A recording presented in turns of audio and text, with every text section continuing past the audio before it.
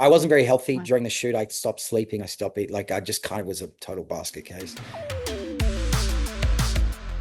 It is somewhat of a quiet comfort to be able to be here together.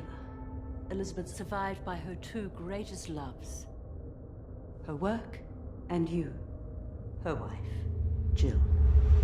The love scene as well, it's felt very choreographed, obviously, and it's like a beautiful dance between the two of you, Mhm. just in this simple monochrome set, and it's Yep. so, again, so powerful. How technical was that scene for you and Vicky, or did you have some freedom to sort of find it yourselves? It was super technical, talked about a lot. We had an intimacy coordinator. Hmm. Honestly, in contrast to everything you just said, and I don't want to be like just annoying, but I actually view that scene as a rape scene, and it was literally one of Yeah. the hardest shoot days I think, well, the hardest shoot day I've ever had as an actor, because I'm really playing Elizabeth raping her wife, which was something that obviously can happen in marriages, and a big thing for Samuel was that he hadn't seen films depicting domestic violence in queer relationships. So Mm. it was in many ways the strangest day of my life, because I'm playing a woman who's her wife, but I have a penis Mm. and I'm penetrating her, and it's really a rape scene. Obviously, I'm not actually penetrating her, but she is going through Mm. that process in the scene.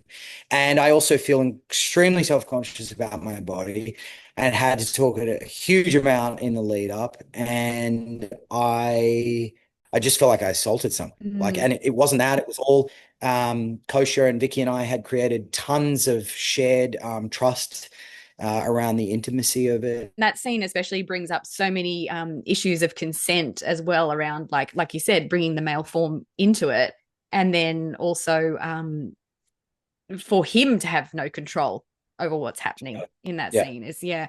How do you decompress from days like that? Like, as you said, this film is very heavy to bring to life. I wasn't very healthy Right. during the shoot. I stopped sleeping. I stopped eating. Like I just kind of was a total basket case. But that was part of it in its own way. Retrospectively, has insane catharsis, Mm. and a lot of unpacking of my own trauma. And that's really what I feel like I'm so lucky to have this career as an actor, because I get to unpack so many things and talk about it, labor on it. There's so many communities and workplaces in the world that would never indulge or entertain stuff like this. You're right, to get into trauma, deep trauma, and unpack it with a community of people and then share that on screen, hopefully for a communal catharsis, is insane. I'm so lucky. So I think ultimately the outcome was for the better, and that's what I had set out on the path of doing when we made the film. Best case scenario. That's the beautiful thing about art, isn't it? And films in general, is Yeah, that they can touch on such important subjects and really make you think differently about the world. totally. Um, do you feel like you're in a better place now that you've shed that role and come out the other side? Totally, but I think now again, not in a sadomasochistic kind of way. I'm chasing the next one. I'm chasing what's that next thing where I can push myself even further. And I'm directing my first film later this year, and again, that's the next step of that, right? Like I'm starring in it, I'm directing it, I'm producing it. It's the next kind of evolution for me, of like trying to push Mm. myself even further and tell a story that's also equally really important and has a really valuable message.